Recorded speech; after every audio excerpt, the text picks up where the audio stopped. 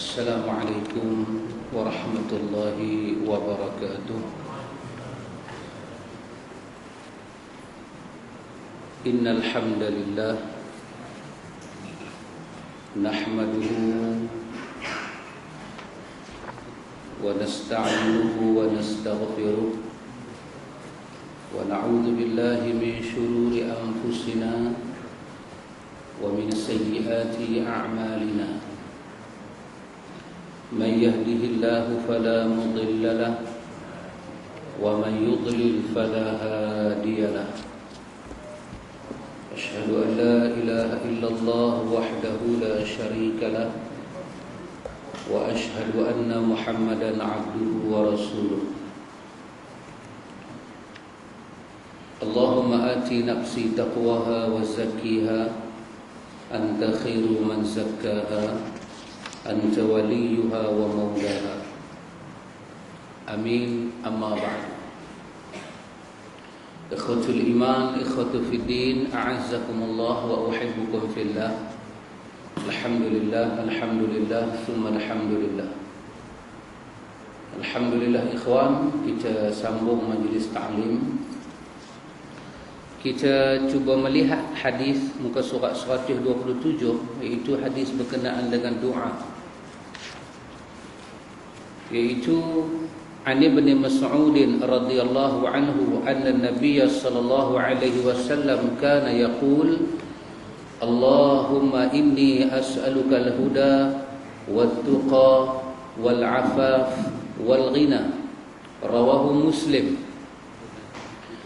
Dari Ibnu Mas'ud radhiyallahu anhu bahwasanya Nabi sallallahu alaihi wasallam bersabda, "Ya Allah, sesungguhnya aku mohon kepadamu hidayah, ketakwaan, kesucian diri dan kecukupan hati." Hadis ini adalah hadis riwayat daripada Imam Muslim. Ikhwan, ini di antara hadis-hadis yang Imam Nawawi bawa kepada kita sebagai hadis-hadis akhir daripada bab takwa,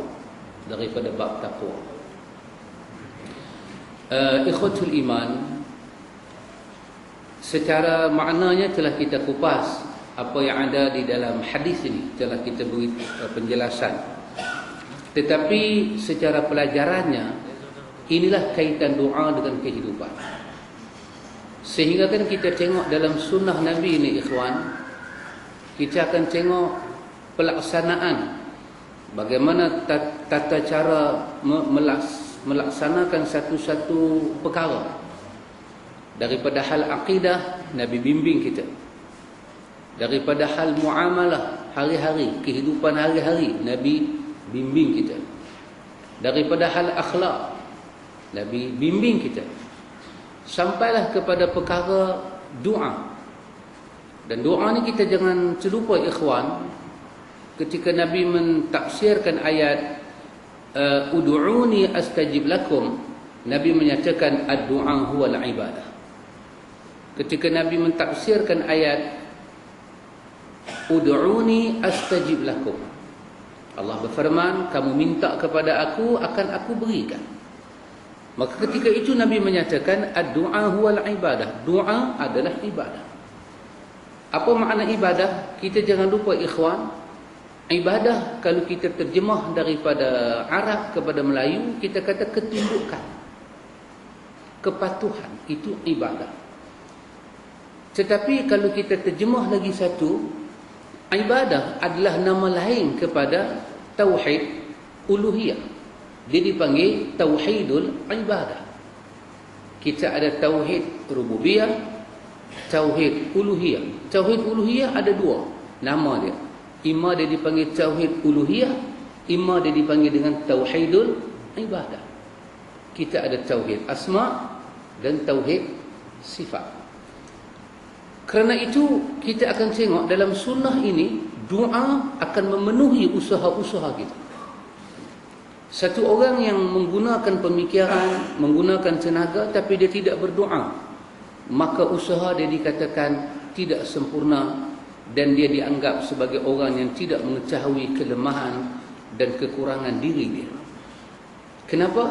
Kerana kaitan doa dengan akidah. Kita melakukan doa kepada Allah, ikhwan, bukan kerana nak memenuhi upacara-upacara kehidupan, tidak. Tapi kita berdoa kepada Allah ni kerana hubungan doa adalah akidah. Adalah hubungan akidah. Wa idza sa'alaka 'ibadi 'anni fa inni qarib. Ini hubungan akidah. Bila hamba-Ku bertanya tentang aku, katakan aku hampir dengan mereka. Apabila hamba-Ku meminta kepadaku, katakan aku nak memenuhi permintaan mereka. Dan kita membaca hadis bagaimana Tuhan turun ke langit dunia pada 1/3 malam untuk mendengar doa hambanya, untuk mendengar rincian, bukan untuk melihat usaha hambanya. Turunnya Allah ke langit dunia dalam hadis itu dikaitkan dengan rayuan hamba, bukan dengan nak tengok siapa tidur, nak tengok siapa kerja syih malam, nak tengok siapa, tidak, nak tengok siapa yang berdoa. Khusus Allah Ta'ala turun ke langit dunia, Allah nak bertanya siapa yang beristighfar, siapa yang nak mengadu susah hidupnya, dan itu semua akan diatasi oleh Allah Ta'ala. Jadi kerana itu kita mengaji dalam bab taqwa ini, bab taqwa, maka di antara pelengkap kepada takwa selain daripada kita mematuhi jalan-jalan dia, maka berdoa minta takwa itu satu daripada pelengkap supaya kita dapat takwa.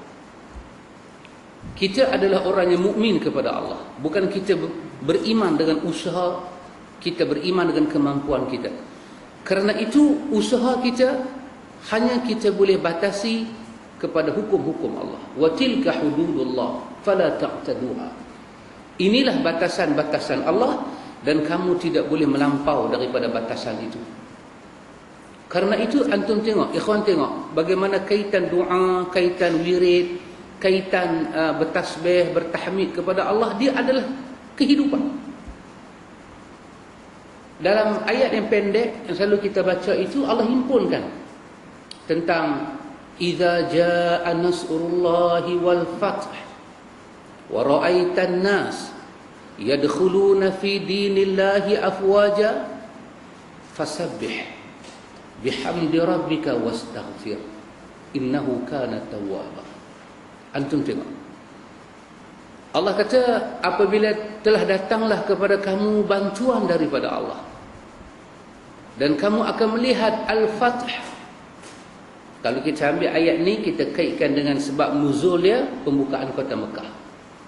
Tetapi seperti kata para ulama tafsir, al-ibratu li umumil lafzi la li khususi sababi.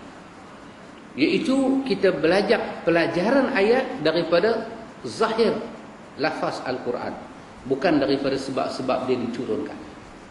Ada ayat ada asbabun nuzul, ada ayat tidak ada asbabun nuzul. Adapun ayat-ayat yang ada asbabun nuzul, pelajaran itu diambil daripada lafaznya umum, bukan daripada sebab-sebab turun ayat. Kalau ayat ini kita kaitkan dengan asbabun nuzul, kisah dia dah berlalu. Tapi kalau kita mengambil pelajaran secara zahir ayat, kisah ini sentiasa akan jadi. Apa dia? Allah katakan idza jaa nasrullahi wal fath. Apabila datang kepada kamu daripada sisi Allah itu bantuan Allah. Bantuan Allah pada Nabi Muhammad dahulu apa dia? Kemenangan dalam peperangan dan kota Mekah itu dapat dibuka. Tapi bantuan Allah kepada kita banyak, ikhwan. Usaha yang sedikit, hasil yang banyak. Kita meminta kepada Allah, tapi Allah telah mengangkat kesukaran demi kesukaran. Allah mengangkat bebanan dalam hidup ini banyak. Dan apabila datang bantuan Allah, wal fath, kamu akan tengok wal fath akan berlakulah. Allah membuka lorong-lorong kehidupan kepada ke arah yang sangat baik. Bukan bukan satu pintu, tapi abwah, pintu yang banyak. Babul khair, babul rahmah, babul rizqi, babul sihah, babul ilmi, semua pintu Allah buka. Bila datang bantuan Allah, Allah mula membuka kepada manusia ini banyak sangat lorong-lorong kehidupan yang baik. Ketika itu Allah kata wa ra'aitan nas yadkhuluna fi dinillahi afwaja. Manusia akan buat kembali pada agama Allah ini. Manusia akan mengaku dengan dia kembali pada agama Allah, itulah jalan kehidupan yang sebenar. Kalau ayat ini dikaitkan dengan asbabun nuzul zaman Nabi, banyaklah ketika pembukaan kota Mekah itu orang-orang yang masuk Islam.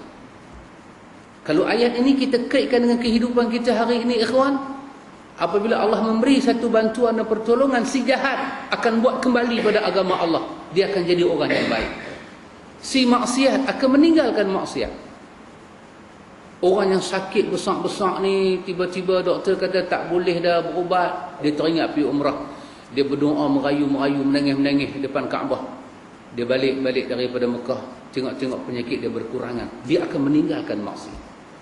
Dia akan buat comeback kepada agama Allah Ta'ala. Ketika itu, kata Allah, apabila kamu melihat kejayaan demi kejayaan masuk dan hati kamu akan mengakui, inilah kelebihan kembali kepada Allah. Kata Allah, kamu jangan lupa diri. Kamu jangan lupa diri.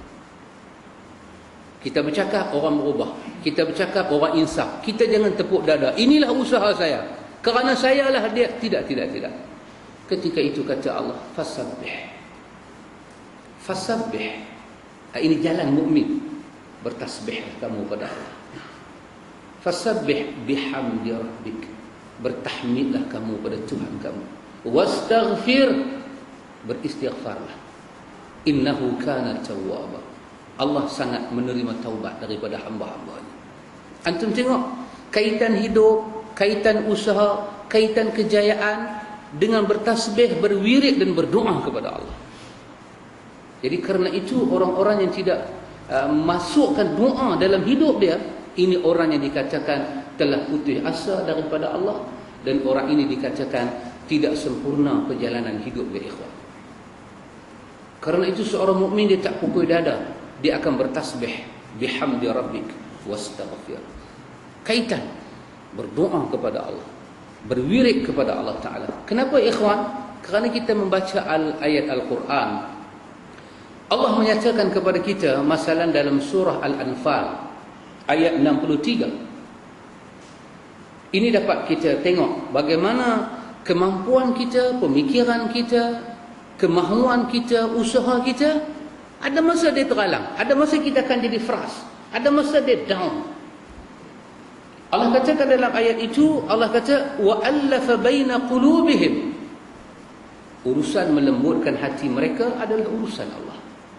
Allah yang melembutkan hati manusia. Allah kata law anfaqta ma fil ardi jami'a ma allafta baina qulubihim. Kalau kamu mengambil apa sahaja yang kamu ada, kamu infakkan apa sahaja yang kamu ada di atas muka bumi ini kesemuanya, harta, apa yang kita ada, semua kita laburkan sebagai modal, kita guna untuk apa? Untuk melembutkan hati manusia, untuk menjinakkan hati manusia. Kata Allah, kamu tidak akan dapat melakukan itu. Tak akan dapat buat itu. Kenapa? Walakinallaha allafa bainahum. Urusan melembutkan hati manusia adalah urusan Allah. Jadi inilah kaitan doa.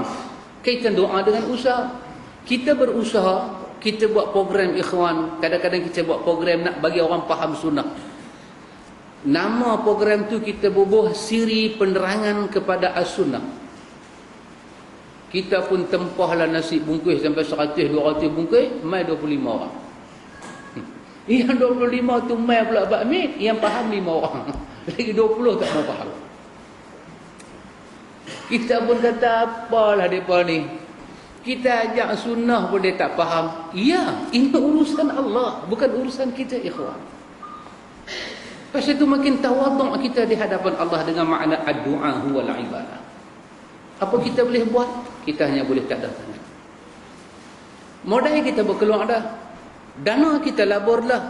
Tapi kita masih ada urusan yang menjaga hati manusia adalah Allah. Yang mengizinkan sesuatu adalah Allah. Kita kata kerana aku usaha, aku belajar, kerana aku fikir, kerana aku pandai merancang, aku dapat ini. kita kata betul, apa yang Tuan cakap itu betul, betul dan betul. Tapi ada satu perkara yang lebih betul. Tuan itu siapa yang punya? Mungkinkah Tuan ada reta pendapatan yang besar kalau Tuan itu Allah tidak ciptakan? Mungkinkah Tuan ada kejayaan dan kekayaan kalau Allah tidak izin benih bapa jadi dalam rahim ibu dan kandungan itu tidak gugur? Kalau Allah gugurkan kandungan Tuan dalam perut ibu Tuan, kejayaan ini wujud? Tidak wujud. Tidak wujud. Tidak akan wujud ini semua. Betul apa yang Tuan dakwa. Inilah otak saya, inilah usaha saya. Kalau saya tak duduk tang sini, tak jadilah benda ni. Betul. Tetapi kesemua itu wujud dengan izin Allah. Kerana Tuan itu Allahnya izin hidup. Kalau ibu Tuan mengandung Tuan 4 bulan, Allah izin kandungan itu gugur. Di mana kejayaan ini? Tidak ada Tuan. Karena itu kaitan berdoa kepada Allah Ta'ala dengan urusan hidup sangat dahsyat. Sangat-sangat dahsyat. Kerana itu ikhwatul iman, Nabi kita Muhammad sallallahu alaihi wasallam dalam doa-doa, bukan saja doa ini ikhwan, bahkan doa-doa yang saya pun hafal, sahabat-sahabat semua hafal. Nabi menyebut tentang ya hayyu ya qayyum bi rahmatika astaghith. Daripada ungkapan doa itu ikhwan, nampak sangat ada benda yang kita boleh belajar. Nabi kata wala takilni ila nafsi tarfata ain. Tengok kaitan hubungan berdoa pada satu-satu bab dengan usaha kita. Ya Allah, jangan kau tinggal aku walaupun sekelip mata. Wala takilni ila nafsi, jangan kau serahkan kerja aku ni, hidup aku ni, bebanan yang aku tanggung ni pada diri aku sendiri. Tarfata ain, walaupun sekelip mata, pejam buka balik. Jangan ya Allah. Kesemua ini memerlukan penjagaan dan pemeliharaan Engkau ya Allah. Oh dahsyat ikhwan. Sangat dahsyat. Karena itu ikhwatul iman, Ibnu Qayyim Al-Jauziyah rahimahullah menyebut dalam satu buku yang bernama Al-Fawaid, dia sebut tentang perkara ini. Dia kata apa dia? Bila seseorang tidak dibuka hati dia untuk berdoa kepada Allah, Allah tak buka hati dia. Kan kita baca dalam khutbatul hajah, man yahdihillah fala mudhillalah wa man yudlil fala hadiyalah. Sesiapa yang dihidayahkan oleh Allah, tidak ada yang menyesatkan dia. Sesiapa yang disesatkan oleh Allah, tidak ada hidayah. Ibnu Qayyim kata, sesiapa yang Allah tidak memberi kunci pembukaan hidayah, kalau Allah beri pada dia kunci hidayah, dia ibarat orang yang membuka kunci kepada satu pintu rumah. Pintu rumah itu terbuka, dia akan melihat keluasan rumah dan kecantikan perkakas dalam rumah. Tapi orang yang bila Allah tidak memberi hidayah pada dia, dia ibarat duduk di depan pintu rumah itu dan pintu itu tidak terbuka-buka. Dan dia tak boleh melihat apa-apa. Dia tahu Islam, tapi dia tak boleh melihat Islam. Dia tahu sunnah, dia tak boleh melihat indahnya sunnah. Kenapa? Kunci itu tidak diberikan oleh Allah. Kunci itu apa dia? Hidayah. Dan itu Allah beri kepada sesiapa yang Allah kehendaki daripada hamba-Nya. Allah bagi. Kemudian Ibn Qayyim kata, apabila seseorang itu Allah tutup hati dia daripada berdoa dan berzikir. Ada banyak benda kita nak buat ni ikhwan. Ada banyak program kita nak buat. Ada banyak usaha kehidupan yang kita nak kena rancang. Kita ada anak-anak, kita ada cucu, ada menantu. Kita ada kehidupan. Banyak benda kadang-kadang kita kena rancang dalam hidup ni. Kita tengok menantu kita dengan tudung tak pakai elok lagi, dengan sembahyang tak tentu arah, dengan cucu kita dah umur 11 tahun, Quran tak pergi mengaji lagi. Pening kepala kita. Betul Pak Amir? Macam saya lah dah tengok cucu-cucu ni, pening kepala kita. Pening kepala kita. Kita nak bagi mereka hidup cara kita, line mereka tak masuk. Kita pening kepala. Tiba-tiba dalam duk pening kepala tu, Allah tak memberi kepada kita jalan berdoa, berzikir dan mengadu kepada Allah. Ibn Qayyim kata, orang seperti ini sebenarnya Allah telah campak dalam hati dia sepanjang hidup dia kebimbangan, perasaan yang gundah gulana, pemikiran yang kalut, resah gelisah dan seluruh hajat dia adalah hajat yang lemah, iaitu tertumpu kepada dunia, tidak kepada akhirat. Ini kalau Allah tutup hati kita daripada berdoa kepada Allah, daripada berzikir dan bertasbih kepada Allah, ikhwan. Subhanallah, ikhwan. Jadi mesti ada waktu kita memanjat doa pada Allah. Kita berdoa pada Allah. Bukan kita maksudkan doa yang seperti kebanyakan orang faham, lepas sembahyang 5 waktu kena berdoa ramai-ramai. Tidak, bukan begitu. Kita naik kereta, kita ada doa. Kita masuk rumah, kita ada doa. Kita keluar rumah, kita ada doa. Tengok budak-budak baru dilahirkan, kita ada doa. Tengok orang baru kahwin, kita ada doa. Hidup ini penuh dengan doa, walaupun tak angkat tangan, tapi seluruhnya adalah pengharapan dan memohon kepada Allah Subhanahu wa ta'ala. Jadi kerana itu, ikhwatul iman, kita mesti jadi orang yang berdoa. Ini kaitan yang kita baca. Ibn Qayyim juga menyebut apa dia, ikhwan? Dia menyebut, dia kata doa ataupun zikir yang bermanfaat, kata dia, adalah apa yang diucap dengan lisan dan benda itu istiqamah dalam kehidupan kita, dan dia dicontohkan daripada Nabi SAW. Dan orang yang melafazkan doa dan zikir memahami maknanya sampai kepada tahap dia tahu apa yang terkandung dalam ucapan itu. Ini yang paling bermanfaat. Ini yang paling bermanfaat. Jadi bila kita kata, ikhwan, bukanlah kita kata, tapi kita ambil contoh yang kita tengok dengan mata. Kalau imam baca doa, Allahumma inna nas'aluka imanan daiman. Iman duk minta. Tapi makmum di belakang ni dan lagi duk on handphone dia. Dia dan lagi on handphone dia. Masa sembahyang dia off, dia on. Imam minta Allahumma inna nas'aluka imanan daiman, imanan kamilan. Ya Allah, kami minta iman yang sempurna, iman yang sentiasa ada dalam hati kami. Dia doa. Adakah dia telah masuk dan memahami doa-doa itu? Inilah kedudukan orang yang berdoa dalam keadaan paling tidak bermanfaat. Dan orang ini paling dahsyat. Dia telah menadah tangan kepada Tuhan dan hati dia tak ada. Dia ibarat orang yang sedang memainkan ajaran Tuhan. Oh, jangan begitu, ikhwan. Kita ikhwan, mungkin antum ada pengalaman menghadap orang besar-besar, duli tuanku kah, raja-raja kah. Mungkinkah kita masuk, kita duk tengok televisyen, dia duk angkat tangan, dia kata ampun tuanku, sembah patik harap dia ampun. Dalam macam tu dia on handphone dia. Apa akan jadi masa tu? Tuanku mungkin tak marah, tetapi ni yang jaga istiadat raja-raja ni, dia marah kita. Walaupun tuanku dah bagi pingat datuk, dia boleh reject balik. Dia kata tak ada hormat dekat. Ini bukan masalah hormat, ini masalah ibadah. Bagaimana kita beribadah kepada Tuhan kalau hati kita gundah gulana?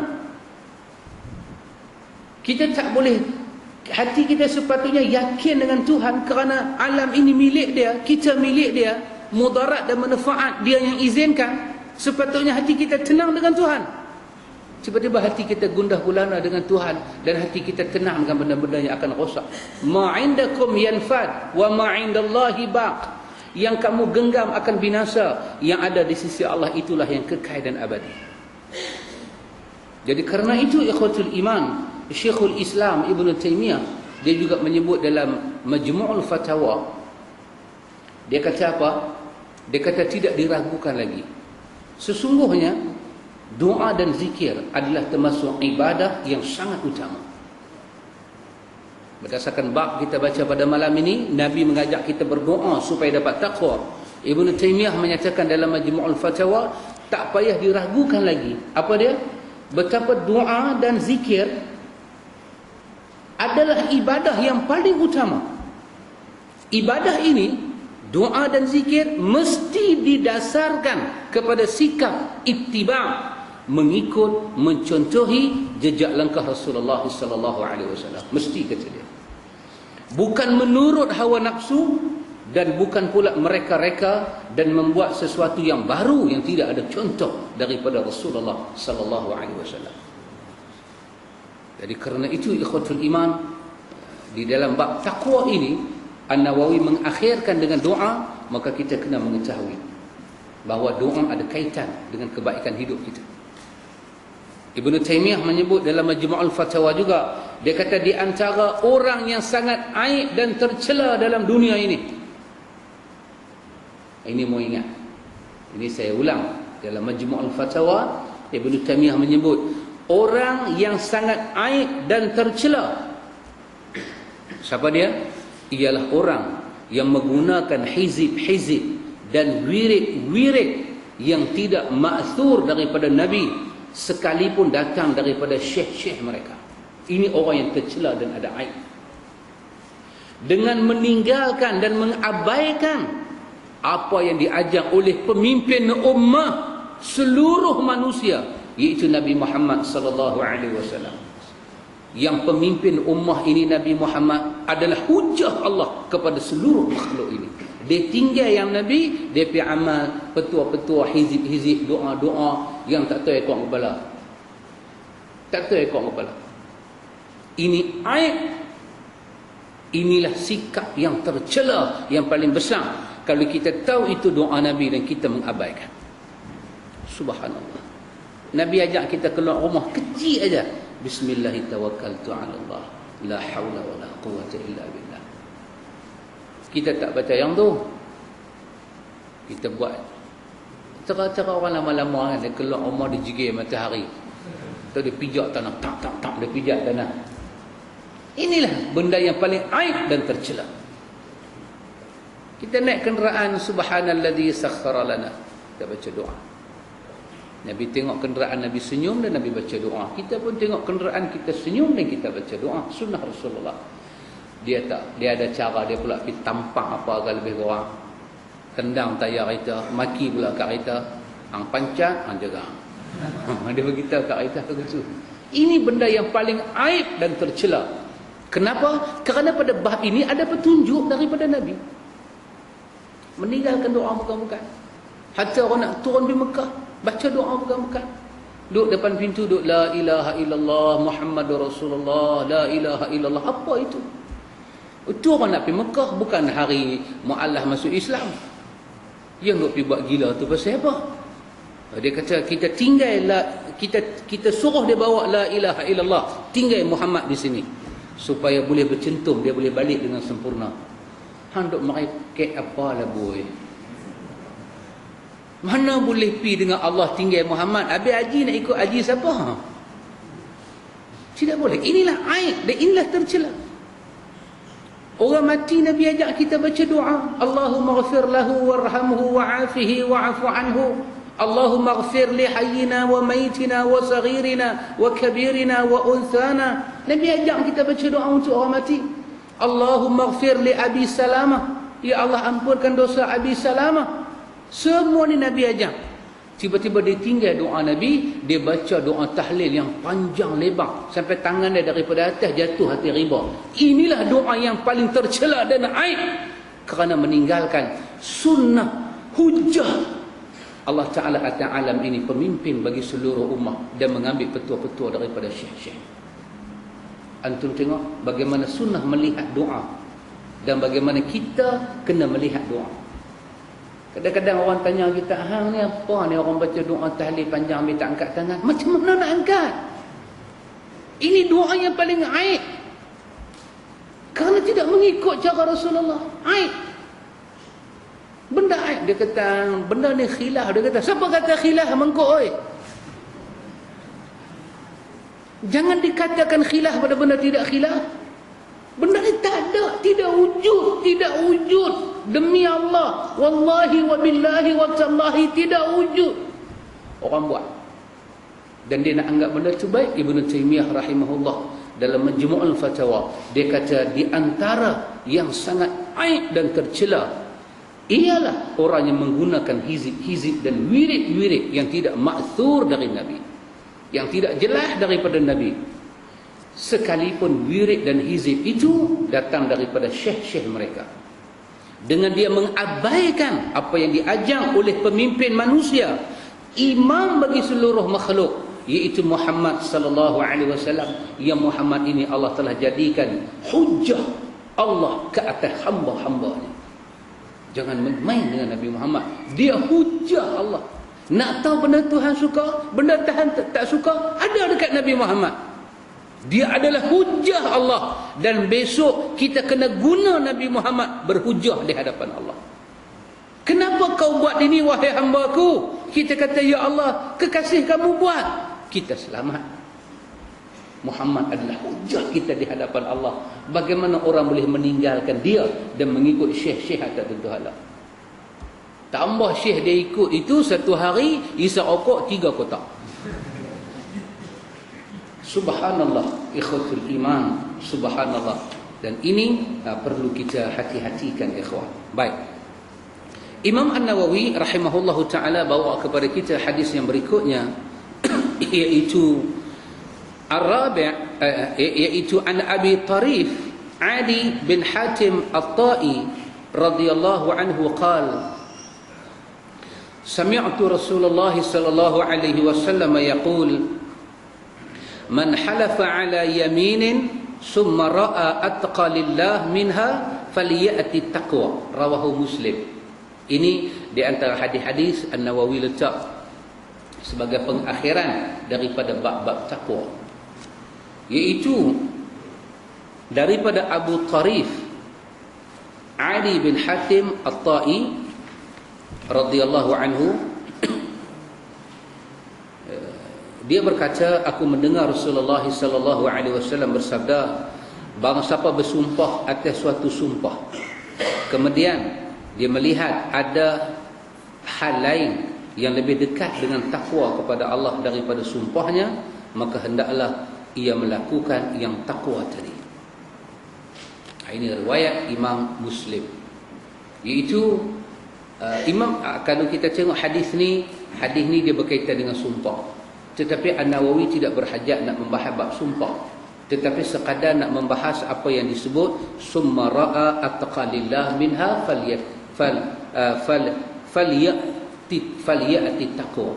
Ini An-Nawawi kerana ada ungkapan ini, dia masukkan ke dalam bab ini, iaitu Nabi kita Muhammad sallallahu alaihi wasallam menyebut tentang siapa yang bersumpah. Kita tengok orang Arab ni macam orang Melayu lah juga, sikit-sikit dia sumpah. Saya ingat zaman saya dulu Pak Amit, orang sumpah, ni aku cakap atas papan mayat ni. Dia cakap, dia kata, ni dia kata, ni matahari atas kepala aku ni. Betul tak pakcik? Kita dah tengok orang sumpah dulu. Ni aku cakap betul. Ini semua sumpah-sumpah yang qabih, sumpah-sumpah yang buruk. Itu peringkat orang Melayu. Peringkat orang Arab, kerana dia Arab, dia cakap bahasa Arab, dia menggunakan nama Allah itu lebih kerap. Ima dia Muslim, ima dia bukan Muslim. Maka Nabi SAW satu hari melihat orang-orang yang suka bersumpah. Di dalam hadis riwayat daripada Abu Dawud dan At-Tirmidzi, hadis ini adalah hadis yang sahih. Nabi memberi pesanan kepada orang-orang yang suka bersumpah. Sebelumnya hadis Al-Bukhari dulu. Nabi dalam hadis Al-Bukhari, Nabi bagi pesanan kepada orang yang suka bersumpah. Hadis Bukhari dan Muslim. Nabi kata, man kana halifan falyahlif billah aw liyasmut. Nabi kata, siapa yang nak bersumpah, pastikan dia bersumpah menggunakan nama Allah, ataupun tak usah bersumpah, duduk diam. Artinya, di antara bersumpah dengan duduk diam. Duduk diam lagi baik daripada bersumpah. Itu lebih baik. Man kana yu'minu billah wal yawmil akhir falyaqul khairan aw liyasmut. Siapa yang beriman kepada Allah dan hari akhirat, hendaklah dia kata yang baik ataupun dia diam. Maka kalau dah tak ada benda baik nak cakap, duduk diam. Duduk diam itu lebih baik daripada berkata tapi tak tahu ikut kepala. Puncak mata mana tak tahu. Nanti duduk diam. Antara bersumpah dengan diam, lebih baik diam. Tapi kalau nak bersumpah, mungkin keadaan mendesak, menarik percaya orang pada kita, menafikan tuduhan orang kepada kita sampai kita kena bersumpah. Maka Nabi kata, pastikan man kana halifan falyahlif billah. Pastikan kalau kamu halif, kamu seorang yang bersumpah, kamu bersumpah dengan nama Allah. Jangan bersumpah dengan hak tadi, demi papan mayat, demi keturunan aku ni keturunan Mahsuri. Mahsuri pun tengok tak kenal. Mahsuri tak kenal dia. Dia kata dia Mahsuri, sumpah. Jangan begitu. Dan dalam hadis Abi Daud dan At-Tirmidzi, hadis yang sahih, Nabi pesan pada orang yang bersumpah. Nabi kata, man halafa bi ghairillah faqad kafara au asyrak. Nabi kata, siapa yang bersumpah lain daripada nama Allah, ingat Nabi kata, sumpah tu boleh sampai kepada syirik ataupun kufur dia kepada Allah. Jangan main-main. Lebih-lebih dia bersumpah dengan kalimah yang pukai-pukai. Orang kampung saya dulu, saya kampung Pasir Dua Butir. Orang kampung saya dulu, Pak Hamid pernah sumpah, kalau aku cakap bohong, aku kapiak. Allahu Akbar. Dia nak tarik perhatian orang tu, dia tak bohong. Dia kata, kalau aku bohong, aku kapiak. Inilah sumpah-sumpah yang paling merosakkan agama. Tidak boleh bersumpah begitu. Tapi dalam hadis yang kita baca ni, iaitu Nabi cerita kepada kita, siapa yang telah bersumpah dengan satu sumpah, tiba-tiba dia mendapati apa yang dia sumpah itu kurang membawa dia pada takwa. Apa yang belum dia sumpah, mungkin apa yang dia sumpah dengan benda dia tak sumpah itu ada pertentangan. Masalah dia kata apa? Dia kata, demi Allah, aku muka kawan tu, nama kata muka dia sampai mati aku tak mau cakap. Dia kata, dia dah sumpah. Adalah kawan tu buat onar pada dia, buat mangkak, buat dajil apa pada dia. Dia dah kata lagu tu. Tiba-tiba summa ra'a, dia fikir balik. Antara aku tak cakap dengan dia dengan aku cakap balik dengan dia, yang mana lebih bawa aku pada takwa? Tak cakakkah bawa pada takwa? Cakakkah bawa pada takwa? Tentulah kita cakap lebih bawa pada takwa. Maka Nabi kata, tinggalkan sumpah itu, bawalah diri kepada yang lebih menyampaikan kepada takwa. Tinggalkan sumpah itu. Bayarlah kafarah sumpah. Bayarlah kafarah sumpah. Dalam ayat 89 surah Al-Ma'idah, Allah ceritakan kafarah sumpah. Bila satu orang tu dah bersumpah, para ulama kita kata, untuk mengelakkan sumpah jadi sumpah, untuk mengelakkan kena kafarah, letaklah di belakang kalimah insya-Allah. Insya-Allah. Saya insya-Allah lah. Insya-Allah tahun ni saya nak buat korban. Letak insya-Allah. Saya mana tak pernah buat korban. Tiap-tiap tahun saya buat korban. Cara cakap pun. Cara cakap saya mana tak pernah buat. Saya Ahlus Sunnah wal Jamaah. Dia cerita begitu. Saya tiap-tiap tahun mesti punya buat korban. Dia kata, baik. Wallahi saya ni, wallahi tiap-tiap tahun nak buat korban. Tiba-tiba tahun ni dia tak buat korban, dia kena bayar kafarah. Lebih baik dia kata apa dia?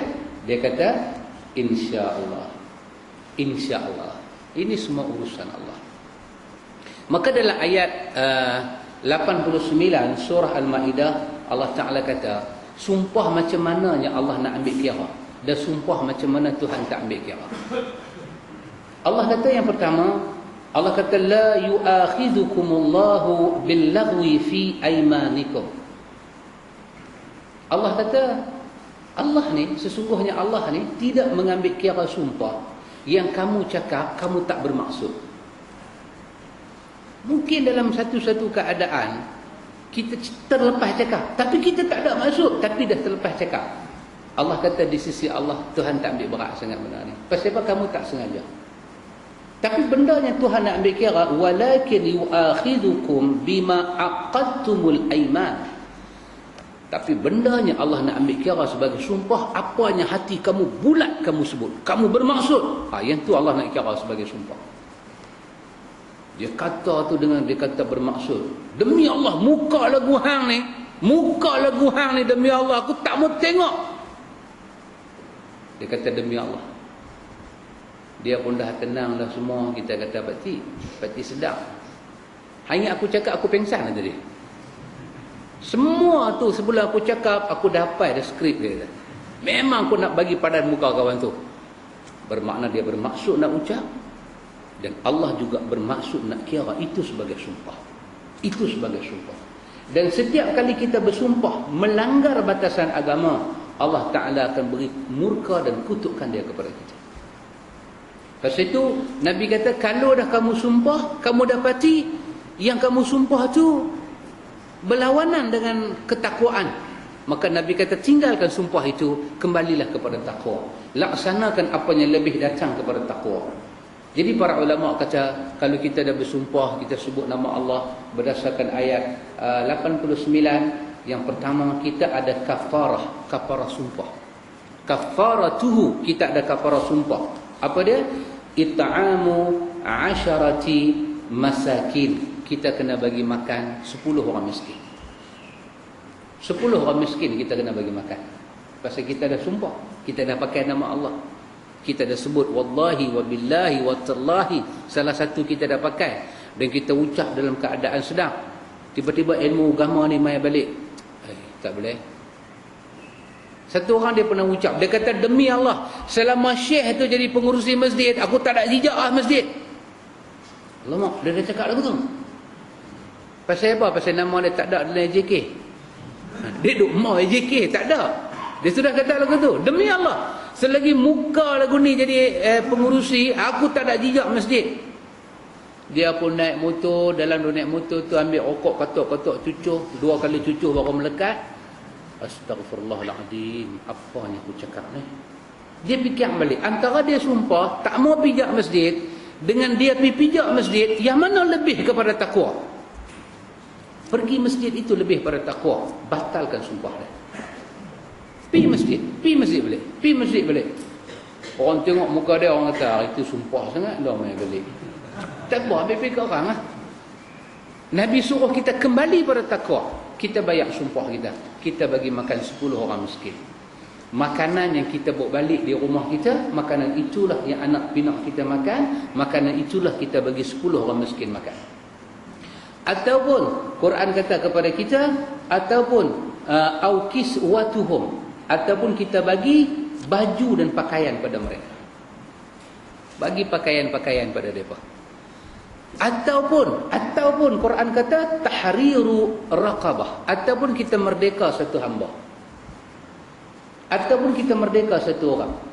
Quran kata faman lam yajid fasiyamuhu 3 ayyam zalika kafaratu aymanikum iza halaftum. Kalau 3 di atas tu tak mampu, Quran kata puasalah 3 hari. Puasa 3 hari, ingat kata puasa ni nak tebus sumpah. Ya Allah, aku puasa esok hari pertama, pasal apa? Aku ada sumpah dan aku nak tebus balik ni. Puasa kafarah sumpah. Puasa 3 hari.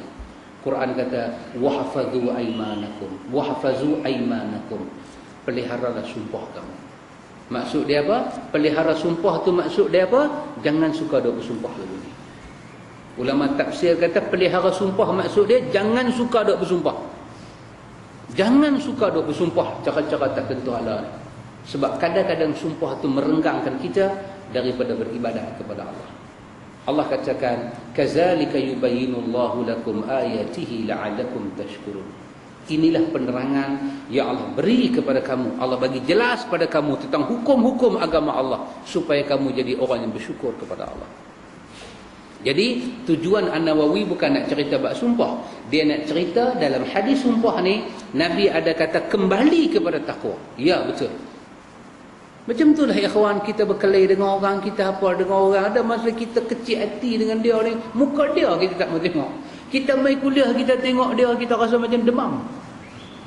Kadang-kadang ni kan kita dah kenal lah tu. Oh, Allah maksyiah ni Maida, dia buat dajjal kat aku hari tu. Maka apa kita kena buat? Kita kena kembali kepada takwa. Antum boleh ingat balik pertanyaan Umar Al-Khattab kepada Ubay bin Ka'ab. Kita baca tafsir Ibn Katsir ketika sampai pada ayat zalikal kitabu la raiba fihi hudal lil muttaqin. Ibn Katsir bawa kisah ni, nasihat permintaan nasihat Umar Al-Khattab kepada Ubay bin Ka'ab. Kata Umar Al-Khattab, Ubay bin Ka'ab, wahai Ubay, terangkan kepada aku makna takwa. Terangkan pada aku makna takwa. Ubay bertanya kepada Umar Al-Khattab, wahai Amirul Mukminin, pernahkah Amirul Mukminin berjalan di tempat yang ada duri-duri, ada paku-paku, imam berjalan kaki, imam naik binatang? Masa kita duduk tunggang kaldea tu, macam mana kita rasa? Kita rasa lagu mana? Kaldea tu hati macam mana? Dan kalau kita sendiri berjalan macam mana? Umar kata, aku berhati-hati, aku tengok apa yang aku nak pijak, kaki nak letak, aku tengok, dan mata aku begitu memerhatikan. Ubay bin Ka'ab kata, wahai Amirul Mukminin, itulah takwa. Apa dia? Berhati-hati dalam melangkah, berhati-hati dalam bicara, supaya tidak terkena larangan-larangan Allah. Itulah takwa. Jadi dalam hidup kita macam itulah ikhwan. Ada hari kita marah ke orang, ada hari kita kecil hati. Tapi antara kecil hati dengan kita memaafkan dia, kita memikirkan yang mana lebih hampir kepada takwa. Kita kembali kepada takwa. Ini seorang mukmin. Ini seorang mukmin. Saya dulu ada satu pengalaman, Ahlu Sunnah wal Jamaah juga. Dia telefon saya. Dia kata, Ustaz, lama dah Ustaz tak main. Belah Selatan lah. Ni cerita Belah Selatan. Jangan cerita ke orang. Ini rahsia kita. Kata, Ustaz, main ceramah boleh tak? Saya kata kat dia, saya kata, sahabat, minta maaf lah. Tarikh sahabat minta tu, Ustaz ni saya kalau telefon penuh. Awak mereka bagi lebih kan? Oh, dia sudah cakap lagu tu. Dia dah cakap macam tu. Dia tahu mereka bagi lebih. Berapa bagi lebih? Saya boleh bagi lebih, Ustaz. Saya tak kata apa. Saya dengar lagu tu, saya tutup telefon. Cak, saya tutup. Tak mau layan lah. Dia miss call balik. Dia kata dekat 5-6%, saya boleh adjust. Kalau mereka bagi sampai tengah 2,000, saya tak tahu. Saya tak layan, tak apa. Tu yang cakap tu Ahlu Sunnah wal Jamaah. Bukan Ahlu Bid'ah, Ahlu Sunnah wal Jamaah dia cakap. Kita ni dengar-dengar, badan besar, hati jadi kecil. Badan besar, hati jadi kecil. Gimana mereka boleh ingat macam tu? Tak apa.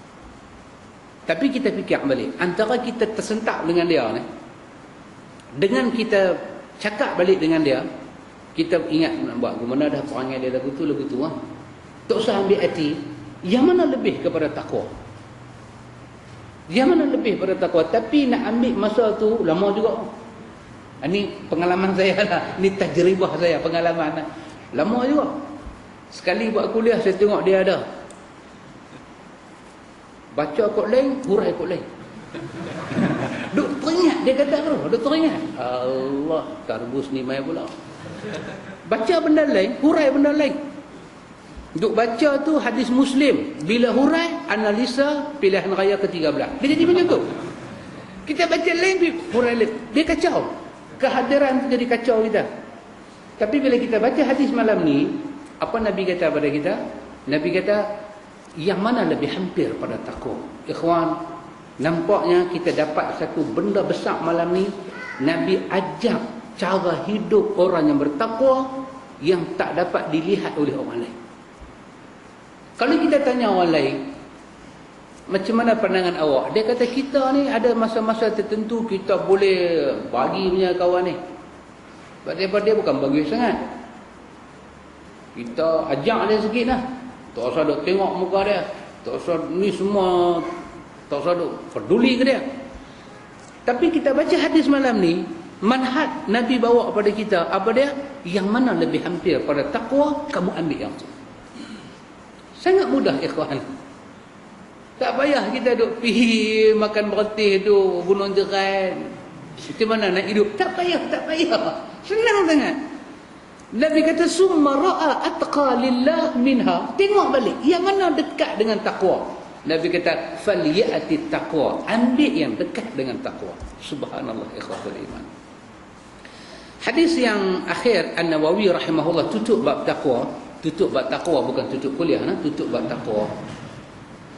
An Abi Umamah Sudai ibni Ajlan. Ni kita duk panggil Abi Umamah Al-Bahili. Ini nama sebenar dia. Abi Umamah Al-Bahili yang kita duk panggil itu, ini nama sebenar dia. Nama dia Sudai bin Ajlan, nama dia. Al-Bahili. Al-Bahili itu mungkin disebut kepada kampung dia lah kot. Kan? Abi Umamah Sudai bin Ajlan Al-Bahili radhiyallahu anhu. Qal, macam hadis tadi kita baca Ali bin Hatib At-Tai. Ali bin Hatib At-Tai hadis tadi, dia di antara sahabat-sahabat yang bila dengar kata Nabi mai ke Madinah, lari. Dia lari, adik-beradik dia lari. Pasal masa tu dia Kristian. Takut. Depa ni takut Nabi buat lebih kurang. Sampailah adik perempuan dia yang masuk Islam tu hantar surat kat dia. Kata dah aku Nabi tak buat apa pun.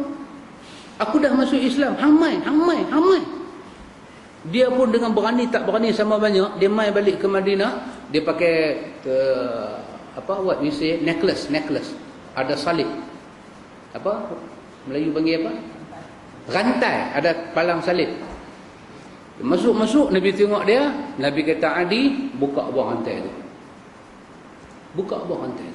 Bapa dia ni yang kata Hatib At-Tai ni, bapa dia ni masa Islam tak sampai di Madinah, bapa dia ni terkenal satu orang yang suka buat baik. Bagi makan orang tu, bagi makan orang ni, kira bapa dia ni terkenal keluarga baik. Macam tu. Tapi tak ada Islam, Kristian. Jadi ada banyak soalan dia tanya Nabi jawab pasal Isa, pasal Maryam, semua jawab. Lepas tu dia masuk Islam. Adi ni dia masuk Islam. Lepas dia masuk Islam, dia tanya satu soalan kat Nabi. Hadis ni hadis Imam Muslim.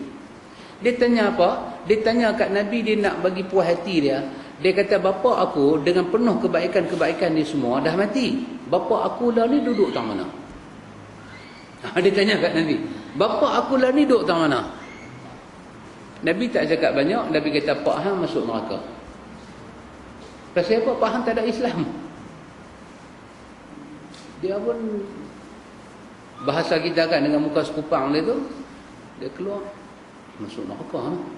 Dia tak puas hati, dia patah balik. Ya Rasulullah, nak tanya satu soalan. Kalau pak aku masuk neraka, Pak Hang macam mana pula? Itu soalan tu. Soalan serampang dua mata. Pak Hang macam mana pula? Nabi pun tak cakap banyak. Nabi kata, Pak Hang dengan pak aku dua-dua masuk neraka. Nabi kata, Pak Hang dengan pak aku dua-dua masuk neraka. Dia macam senyum balik. Tak apa, korang ada partner. Korang macam tu lebih kurang kan, ada partner. Jadi hadis ni dia memeranjatkan orang. Hadis ni riwayat Imam Muslim. Banyak orang tak boleh terima hadis ni. Di antaranya orang tasawuf. Kita tengok dalam kitab-kitab tasawuf, dia kata bila Nabi kata bapa aku dengan bapa hang, Nabi kata bapa aku, Nabi tidak maksudkan Abdullah bin Abdul Muttalib, tapi Nabi maksudkan Abu Talib bin Abdul Muttalib. Sebab dekat pak saudara Nabi pun Nabi panggil bapa. Jadi bila Nabi kata pak aku dengan pak hang masuk neraka, orang tasawuf ni semuanya tafsir macam tu. Tafsiran macam tu tidak wujud dalam mana-mana hadis. Tidak wujud. Yang tu nama dia ihtimal, spekulasi, nak bagi sedap hati. Tetapi secara zahirnya hadis itu Nabi kata bapa dia. Bapa dia siapa dia? Pak ni Abu Talib, semua orang tahu yang tu ammu Rasulullah. Yang tu seorang daripada pak saudara Nabi. Nabi kata bapa aku, bapa dia. Dia tak kata ammu dia, dia kata pak dia. Pak dia masuk neraka. Kata Imam Nawawi, Nabi sebut dengan dia sedang. Dia sebut dengan dia bermaksud. Dia sebut dengan bimbingan Allah. Pasal apa kita tak puas hati? Pasal apa kita tak puas hati? Dia sebut, dia lebih tahu pasal pak dia, huwa Rasulullah. Pasal apa kita tak puas hati? Kita kata mana boleh pak Nabi masuk neraka? Nak buat macam mana dia tak dapat Islam? Tak dapat Islam pun takkan Tuhan tak boleh kira. Hang ni pasal apa? Hang ni pasal apa jadi lagu ni? Dah lah, dia kata mana boleh keturunan Ahlul Bait ni semua elok-elok apa kita kata masuk neraka? Bukan kita kata. Itu hadis Imam Muslim. Nabi jawab kepada sahabat ni yang nama Adi bin Hatib At-Tai ni. Nabi jawab kepada dia. Jadi bila Nabi jawab takat tu, kita baca hadis, apa kita buat? Kita mendiamkan diri. Kita tak tahu apa. Masa Nabi jawab, bukan kita ada tempat tu. Sahabat dengar, sahabat pun tak tanya balik. Ya Rasulullah, Rasulullah tersilap ke? Ni Abdullah ke? Ni Abu Talib? Sahabat pun tak tanya. Sahabat understood. Understood kan understand Pak Min? Kan? Faham? Balaghah ada sirah, ada ayat, ada harakat, ada kalimah-kalimah dipakai, sahabat faham. Dan Nabi sebut dengan waras. Dia sebut dengan dia tahu, dia bermaksud, dia sedar apa dia kata. Pasal apa kita tak perhati? Ini yang kita kata ikhwan, kadang-kadang ada benda kita belajar tak ikut aliran ahli sunnah, jiwa kita tak tenteram walaupun yang cakap itu Rasulullah. Bahaya ya. Ini satu benda yang bahaya. Kita duk tafsir seolah-olah masa Nabi cakap tu Nabi tak sedang apa dia cakap. Oh masya-Allah. Wa ma yantiqu 'anil hawa in huwa illa wahyun yuha. Tak ada. Dia bukan cakap macam kita. Ya Rasulullah, bapa hang tak mana? Pak saya saya ingat pak saya ni masuk neraka lah kot. Dia tak cakap macam tu. Dia tak cakap I think. No, dia tak cakap I think. Pada hemah saya tak. Dia bercakap dengan bimbingan daripada Allah. Pasal apa tak puas hati? Puas Rasulullah. Dia kata pak dia. Dia bukan kata pak saudara dia. Dia bukan kata siapa. Dia kata pak dia. Pak dia. Pak dia siapa lagi? Pak dia siapa? Pak dia Abdullah bin Abdul Muttalib. Takkan masuk neraka. Takkan tu buang. Takkan tu buang. Apa dia? Huwa Rasulullah, sadaqa Rasulullah sallallahu alaihi wasallam. Benar ucapan Nabi ketika hidupnya, ketika matinya. Seperti kata Abu Bakar As-Siddiq pada hari Nabi wafat, demi Allah ya Rasulullah, wangi kamu ni, ketika hidup kamu wangi, ketika mati kamu wangi, ketika hidup kamu benar, ketika mati kamu benar ya Rasulullah. Cakap macam tu. Orang lain bagi pandangan, kita tutup daun telinga kita. Kenapa? Wa Rasulullah. Ini hadis yang kedua kita baca pasal dia kata Sudi bin Ajlan Al-Bahili.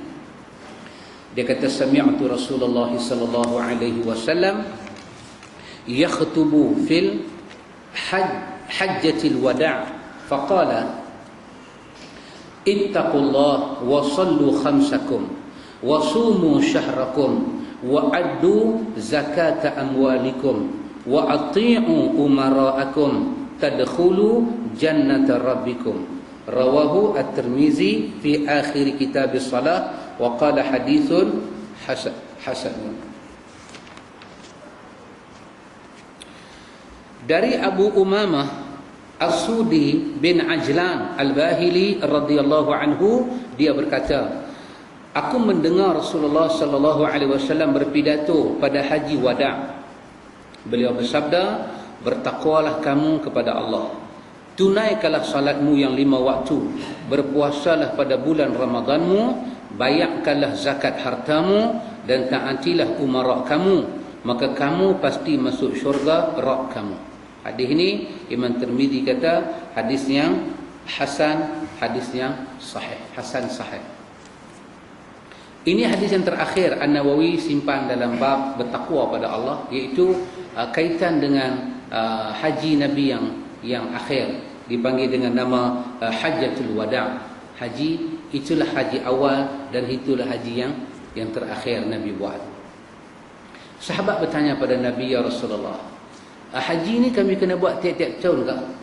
Nabi kata, kalau aku jawab tiap-tiap tahun, kamu tak larat. Kamu tak larat. Nabi kata, orang yang paling tak bagus adalah orang kerana soalan dia, benda tak wajib jadi wajib. Benda yang tak difardukan tiba-tiba jadi fardu kerana soalan macam ni. Maka Nabi kata, haji ni buat seumur hidup sekali. Itu pun bila kamu ada kemampuan. Alhamdulillah ikhwan, kita buat haji. Kita ada duit, kita buat haji. Haji yang kita buat itu, orang putih kata, kita buat dalam keadaan sebaik mungkin, sedapat mungkin, mengikut cara Rasulullah sedapat mungkin. Orang pi haji dengan tabung haji, mereka mengadu 8 hari bulan mereka tak boleh tidur di Mina, mereka tak boleh bermalam di Mina. Sebab kalau mereka pi seorang-seorang, tabung haji fokus mereka, tuduh bukan-bukan, kata macam-macam, mereka jadi susah, mereka seorang. Saya katakan sedapat mungkin buat. Kalau tak dapat, mengadu kepada Allah. Itulah first time, itulah kali pertama tabung haji tak mau ambil risiko bermalam di Mina pada malam 8. Mereka ambil daripada Mekah terus bertolak ke Arafah, dan dia ada hujah dia sendiri. Kita kata kalau itu jadi pada kita, nak buat lagu mana kita seorang, dan kita tak mampu tongkah arus. Kita semayang jamak kasak, kita semayang kasak di Mina pun dia pemarah, dia kata buat tamam. Apa dia pergi semayang 2 rakaat ni, kita duduk di Mina buat 4, lohor 4, apa semua buat 4. Kita semayang macam tu pun dia torture kita. Tambah kena torture ni banyak muslimat. Jantan dia boleh berang, aku punya pasal aku tendang tak lagi, aku hantar balik Mekah terus. Tak apa. Yang duk kena torture ni banyak muslimat. Muslimat dia terpisah dengan suami dia, dia nak bergerak jadi susah, akhirnya dia pening kepala, dia semak otak, dia semayang lagu depa. Tak apa ikhwan. Itu ujian Allah Ta'ala bagi kita, sedapat mungkin kita buat. Tapi bila kita mampu buat lebih daripada itu, kita mesti buat apa yang kita mampu. Kita ada 7-8 orang, 10 orang, kita pergi dengan tabung haji. Dia tak bagi kita pergi hari tarwiyah di Mina, tapi kita ada 7-8 orang yang mampu, yang kuat-kuat, yang semua orang kata orat dawai tulang besi, macam labu bila dia timbang kurus tapi berat. Dia kata orat dawai tulang besi. Kita jenis kuat macam tu, kita pergi. Dia nak kata apa? Kita ada 10 orang yang mampu menghadapi ujian Allah. Tapi kalau kita seorang, mungkin kita tak kuat. Kalau kita pergi dengan package yang boleh happy, kita buat yang terbaik. Buat haji bagi sedapat mungkin macam Rasulullah sallallahu alaihi wasallam. Kita tak mau buat macam orang-orang biasa, kita nak buat macam Nabi. Haji kita sekali. Itulah haji kita. Sekali dah. Bila kita rindu dengan Kaabah, kita buat umrah. Kita rindu dengan Kaabah, kita buat umrah. Aisyah kata, setahun buat umrah 3 kali tak ada had. Setahun kita buat umrah 3 kali tak ada had. Kita ada duit, kita ada sihat, kita pun tak ada bagi susah siapa. Adik-beradik kita semua cantik elok-elok, siapa pun tak ada kecap ayat liang tengok kita. Ni duk pergi setahun 3 kali, adik-beradik duk kecap ayat liang. Amboi 3 kali dia pergi. Apa salahnya bagi kita sekali? Tak ada, adik-beradik kita pergi 3 kali, dia pergi 16 kali setahun. Tak apa. Silakan, rindu dengan Kaabah kita pergi. Kemudian kita dah buat haji semua cantik, kita tengok ayah kita tak dan buat haji lagi. Ayah kita, mak kita mati tak dan buat haji. Kita ada duit sikit. Kita sendiri bawa diri kita, kaki tangan kita, tubuh badan kita turun pergi Mekah sampai ke miqat, niat haji untuk mak kita, niat haji untuk bapa kita. Kita buat sendiri. Kita buat sendiri.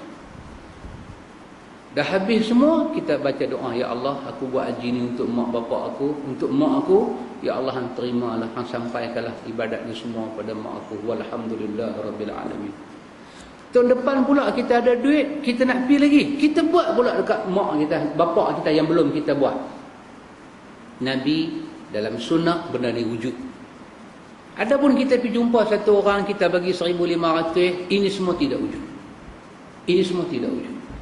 Ini semua dia lebih kepada bisnes. Bisnes. Sorry to say, my brother Muslim. Benda ni saya tengok sendiri kat Mekah. Saya tengok macam mana haji yang kita bagi duit upah haji tahun ni, jangan habaq kat orang lah. Ni kita punya rahsia. Dia pun tahu, marah pula kita kan. Tapi saya cerita apa yang saya tengok. Pada itu saya bagi tahu, kalau saya teringat cakap bab haji, saya akan cakap bab ni. Kita orang sunnah jangan tertipu. Ini satu politik yang sangat kotor, lincik politik ni. Sangat tak bagus. Dia kutip, katalah dia dapat 1,000 nama untuk badal haji, upah haji 1,500. Tahun ni, dia kutip tahun ni. Dia pun ambil duit kita, dia angkat semua dengan kita, dia ambil duit kita buat dalam bank. Tahun 2013 punya kutip badal haji, itu akan dibuat pada tahun 2014. Tahun 2013 ni upah haji dibuat untuk tahun 2012. Tapi sijil badal haji untuk 2013 dikeluarkan. Sedangkan upah haji kawan tu akan dibuat 2014. Ni apa ni? Dia tipu. Bukan tipu, dia auta. Dia ranjau. Apa ni? Saya tak tahulah kalau semua macam tu, tapi saya nak cerita yang saya tengok. I see with my own eyes. Bukan aiskrim tu, mata. Tengok. Apa ni? Lepas tu dia angkat dengan kita. Dia kata kalau duit ni masuk bank, ada Saudi bagi interest ke apa kan, saya kira halal no? Kita kata interest apa pula? Masuk bulan ni, bulan depan nak berkeluar, interest apa? Rupanya dia tahan duit tu setahun. Bila kita tengok benda ni semua, bila depa sama depa berkelai di Mekah pasal bilik. Pasal bilik full, berkelai baru, demi Allah saya kata, benda ni baru keluar. Demi Allah ikhwan, tak sah ada upah dah haji 1,500. Saya bagi tahu secara hakikat, secara makna, secara zahir, jangan upah haji sekarang 1,500. Habis pak saya tak buat haji lagi, macam mana ustaz dah mati? Ada duit himpun pelan-pelan, 12,000, 13,000 pergi Mekah. Ustaz bila nak dapat 12,000, 13,000? Tak dapat, tak wajib, tak payah buat. Habis pak saya mati tak ada apa haji tak apa. Syarat masuk syurga bukan pak haji. Syarat masuk syurga ikut Nabi, mau ikhlas. Harta ini semua anugerah Tuhan, tak sama dekat satu orang. Dia ni kaya, dia ni miskin. Dia ni banyak duit, dia ni bangsa. Ini semua ujian daripada Allah. Ada, pi. Tak ada, tersapi. Tak ada, tersapi.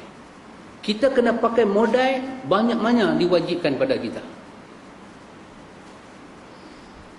Kita ada kenal satu orang Madinah. Kita telefon dia, kita kata, Syekh, entah tahun ni entah nak pergi Mekah. Dia kata, anak dah pergi Mekah dah 2 tahun sudah. Entah tahun ni tak ada cadang nak pergi Mekah. Anak dah ada cadang juga. Entah boleh tolong buat haji kat bapa anak. Baik, entah orang Madinah nak pergi Mekah, berapa ribu entah pakai? Kita tanya kat dia. Dia kata, biasa orang Madinah nak pergi Mekah ni, habis tak ada 4,000. 4,000 tu kira jumlah orang Mekah pergi, orang Madinah pergi Mekah 4,000. Buat pasport ke, buat apa lebih kurang kan 4,000 tu cantik. Syekh, anak bagi kat entah 4,000, entah tolong buat kat anak, kat mak anak, boleh tak boleh Syekh?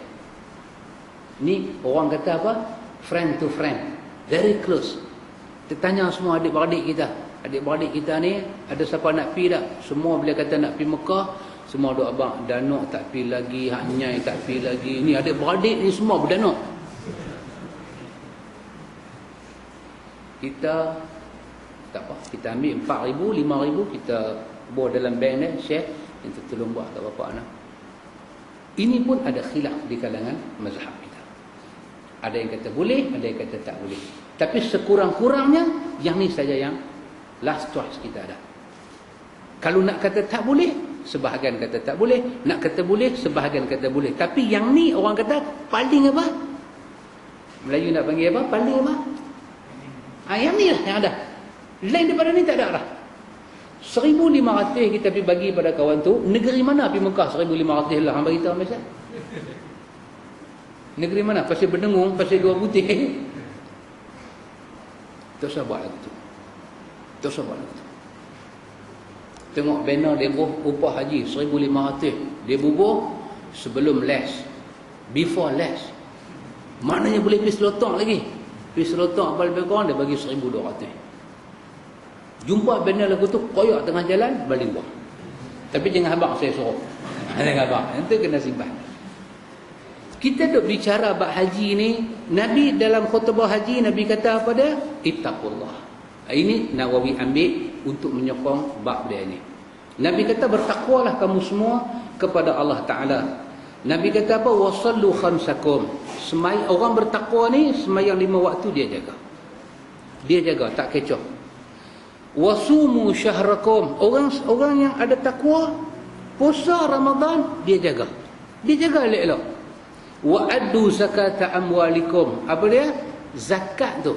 Zakat dia jaga elok-elok. Dia keluarkan. Wa ati'u umara'akum. Dia mentaati pemimpin dia. Dia mentaati pemimpin dia. Kita tak payah cakap. Kita dengan kerajaan, dengan pemimpin ni nak taat apa? Itu. Senang aja. Taat adalah benda tidak maksiat. Habis. Titik. Tak payah tanya apa dah. Ni ustaz, ni dia suruh buat ni, nak kena buat tak? Tanya tu maksiat ke tak maksiat? Kalau maksiat, tak masuk dalam hadis ni. La ta'ah makhluk maksiat mimma khaliq. Innama ta'atu fil ma'ruf. Taat adalah benda baik. Cukup. Taat Allah, taat Rasul dan ulil amri. Orang yang ada kuasa di kalangan kamu. Habis. Taat Allah mutlak. Taat Rasul mutlak. Taat kepada ulil amri bersyarat. Tidak derhaka kepada Allah dan Rasul. Cukup. Cukup. Ni saya minta lah semua ni bulan depan kita pakat-pakat pilah di Dataran Merdeka pasal kita nak buat satu konsep perdana sempena apa nama ni Hari Malaysia ni kan. Hari tu tak ada buat. Ni minta lah rakyat Malaysia semua mai kita daripada pagi kita start lepas subuh tu kita baca doa selamat. Lepas tu kita ada makan breakfast, lepas tu kita ada nama ada senaman perdana. Lagi perempuan semua duduk terhegih-hegih menari macam monyet betul-betul macam tu. Lepas tu tengah hari sikit kita ada makan tengah hari. Lepas tu petang sikit kita ada ni apa lebih kurang malam kita punya last punya kita punya mengamuk, kita ada konsert. Kita ada 3 negeri punya, kita panggil Brunei, Indonesia, Sabah, Sarawak. Kita panggil budak tu mai, nama dia Tegar kan. Panggil budak tu kita import mai Tegar kan.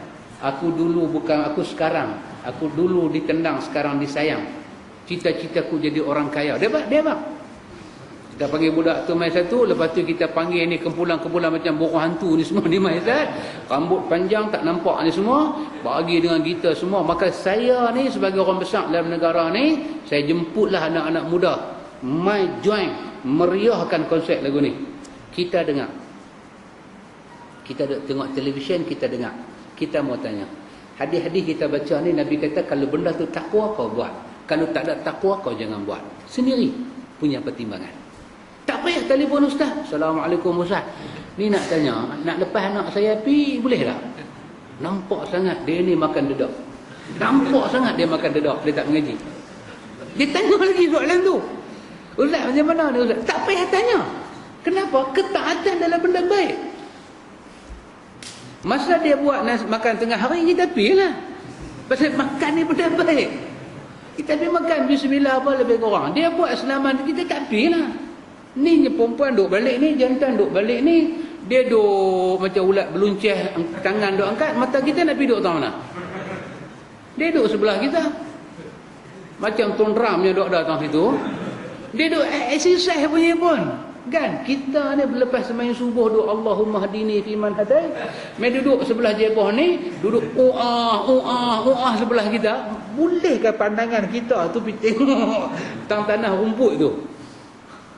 Tak boleh. Orang pungkok selambak duduk depan kita lagu tu. Jadi tak pilah kita. Tak pilah pasal yang tu bukan baik. Yang tu dah maksiat.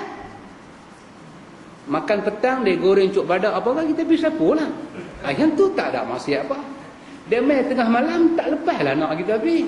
Anak kita kata ayah ni konsert apa nama Hari Malaysia ni. Hari Malaysia ke hari Rabu ke hari Khamis ke aku tak mau dengar. Hang jangan pergi. Jadi dia jelas hadis tu. Taat tak mana? Tak baik. Jahat tu syaitan. Jadi tak timbul nak lawan orang ke, nak lawan pemerintah, tak timbul. Sunnah itu jelas dah untuk kita.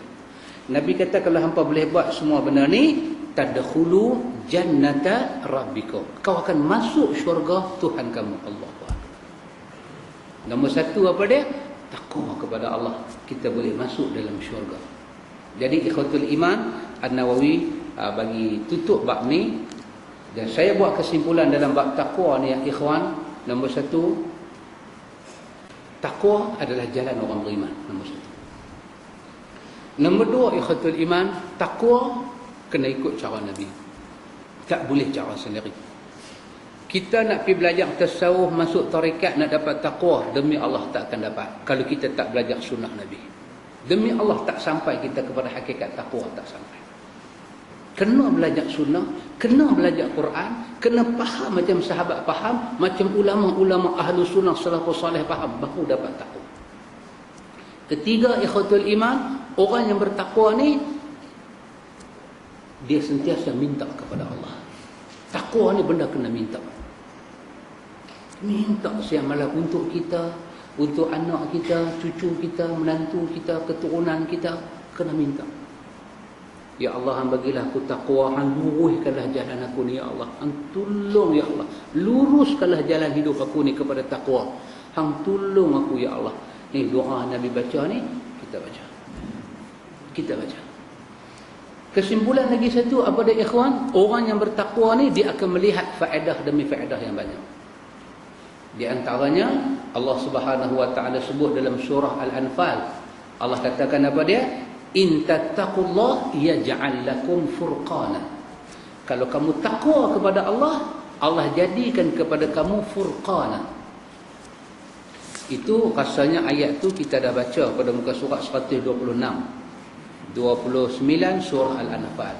Kalau kamu takwa kepada Allah, Allah bagi pada kamu furqan. Dalam tafsir, furqan ni apa dia? Allah bagi kat kita mata hati boleh beza benda betul dengan benda tak betul. Dikala orang tak boleh beza. Dikala orang tak boleh beza, kita tengok kita ada beza. Astaghfirullahalazim, kita nampak beza. Kita tahu beza. Macam baru ni kuliah saya, ada satu saya buka soalan. Jarang kuliah saya buka soalan. Saya buka soalan kat Tanjung. Sahabat tanya, Pakcik Syahra dah itu? Pakcik Syahra dah, Pakcik Anipah dah. Dia kata, ada satu kes berlaku di Tanjung. Kes apa? Kes satu masjid. Tok Imam tu sembahyang maghrib. Ada kuliah. Rakaat pertama Tok Imam baca tabat. Rakaat kedua dia baca surah apa kan? Habis dia semua sah selera sembahyang. Ustaz ni buat kuliah. Ustaz ni buat kuliah. Lepas ustaz ni buat kuliah, dia bagi mukadimah semua, buah mula dalam kuliah dia kata ni saya nak bagi warning, saya nak bagi ingat pada Tok Imam yang sembahyang tadi dan semua orang dengar baik-baik. Mulai hari ini jangan suka-suka hati duk baca surah tabat dalam sembahyang. Dia bagi warning. Dia kata apa? Bila kita baca tabat, Nabi kecil hati. Pasal tabat kata kat Pak Penakan dia, Abu Lahab.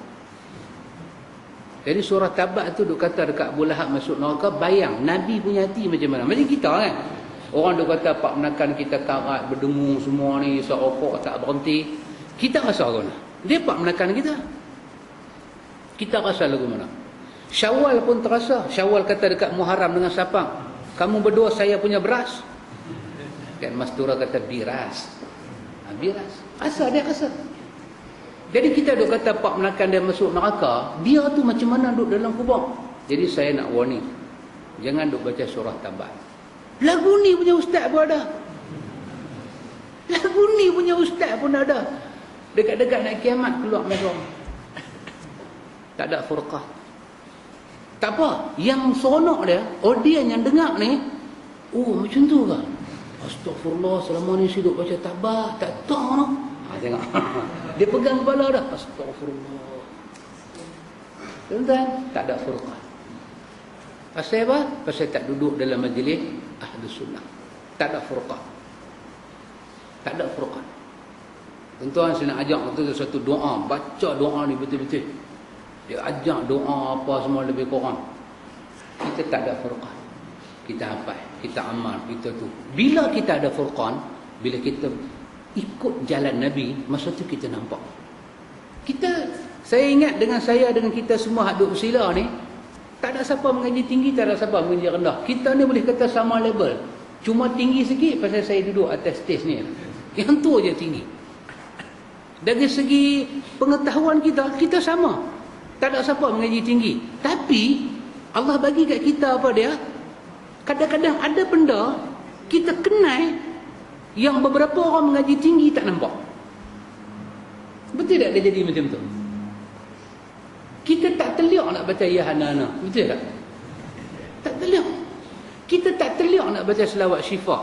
Kita tak teluk nak baca selawat tafrijiyah ni semua. Pasal apa? Sedangkan yang baca ni semua ni bukan kecil punya budak. Profesor, datuk, tan tintun, ban bin bun. Gelap mereka tu banyak. Tengok pengajian dia daripada Kulong, daripada mana tu, daripada Arab mana tu. Cakap Arab fasih. Ada yang mengaji sampai cakap Arab pun tak tahu apa dia punya cakap. Oh, dahsyat. Tapi kita tengok, pasal apa dia boleh duk baca benda ni? Pasal apa dia boleh buat benda ni? Pasal dia tak ada furqan. Ni. Ayat 29 surah Al-Furqan. Sunnah itu adalah furqan. Dia bagi beza dekat kita. Dia masuk dalam kepala kita, kita nampak. Hai, semana ni? Oh, macam ni cerita dia, kita nampak. Kita nampak. Jadi sebahagian orang dia tak nampak. Pasal Allah tak bagi jalan sunnah. Pasal itu kita syukur. Ada Islam, kita boleh buat amal soleh, kita dapat Islam dengan jalan sunnah. Allahu Akbar. Maka siapa yang bertakwa cara Nabi, Allah nak bagi pada dia furqan. Satu. Yang kedua, Allah Ta'ala bagi tahu apa dia? Dalam surah At-Talaq. Man yattaqillah yukaffir, man yattaqillah yaj'al lahu min amrihi yusra. Siapa yang bertakwa kepada Allah, Allah nak bagi kerja dia mudah. Allah nak bagi kerja dia mudah. Wallahu ta'ala alam. Macam mana mudah? Mari kita takwa. Cara sunnah. Kemudian Allah Ta'ala kata juga dalam surah At-Talaq tadi, man yattaqillah yukaffir anhu sayiati wa yu'zim lahu ajra. Siapa takwa pada Allah, Allah nak tebus segala kesalahan-kesalahan dia, Allah nak besarkan pahala-pahala dia di hari akhirat nanti. Lepas tu ayat yang kita baca selalu, may yattaqillah yaj'al lahu makhraja wa yarzuqhu min haitsu la yahtasib. Hidup ni dibuka pintu-pintu rezeki, tak tahu mai ke mana. Tengok-tengok adalah punca-punca hidup yang tak buat kita mati kebulong, mati kelapar, yang tak menghinakan kita. Ada. Tuhan susun. Tuhan itu Rabbul Alamin. Kita takwa pada dia, ikhwan, dia akan jaga hidup kita. Dia jaga hidup kapiak penyembah berhala, tak ada takwa, dia jaga. Kita mukmin dia tak jaga, kita silap banyak. Kita lah orang paling hebat, dia jaga. Para nabi dia jaga, hamba-hamba yang dia kasihi. Jadi An-Nawawi tutup bab ni, bab takwa. Kemudian insya-Allah kalau panjang umur, sihat badan, bukan macam malam ni, insya-Allah. Bab yang ketujuh,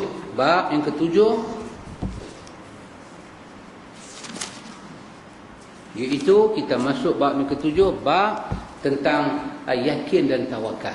Ini di antara bab Nawawi jadikan dia dalam tajuk Riyadhus Salihin, supaya kita hidup ni ada jalan yang ada cara hidup kita yang nama dia tawakal pada Allah, yang nama dia yakin pada Allah. Dia adalah kaitan dengan hidup kita, dan Nawawi akan terang kepada kita apakah ini maksudkan dengan yakin, apakah ini maksudkan dengan tawakal. Wallahu a'lam. Subhanakallahumma wa bihamdika asyhadu an la ilaha illa anta astaghfiruka wa atubu ilaik. Allahumma rabbana atina min ladunka rahmah wa hayyi lana min amrina rashada. Wassallallahu ala nabiyyina Muhammad walhamdulillahi rabbil